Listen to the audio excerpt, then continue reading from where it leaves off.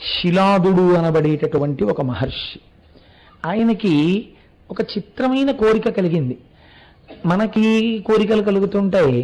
చిత్రము అన్న మాట ఎందుకు వస్తుంది అంటే, చూడండి, ఎప్పుడు అసలు ఒక ఉపవాసం ఉండడం కానీ, ఒక భగవదారాధన చెయ్యడం కానీ, లేకపోతే భగవత్ సంబంధమైన విషయంలో పాల్గొనడం కానీ తెలియనటువంటి వ్యక్తికి చాలా భగవత్ సంబంధంలో మగ్నమై ఉండే వ్యక్తి కనపడ్డాడు అనుకోండి, ఆశ్చర్యంగా ఉంటుంది. ఏమిటండి ఆయన అలా ఉంటాడు, మరి అంత భక్తి ఏమిటండి అంటాడు.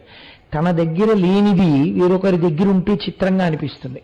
కానీ భగవంతుని యందు పూనిక కలిగినటువంటి వారు సాత్వికమైన భక్తి చేత ఈశ్వరుణ్ణి కిందకి దింపి తీసుకొచ్చి ఆయన యొక్క అనుగ్రహాన్ని మన మీద వర్షింపచేశారు. అలాంటి వాళ్ళల్లో ప్రాతస్మరణీయుడు శిలాదుడు ఒకడు. ఆయన తన గురించి తాను కోరుకున్నది లేదు.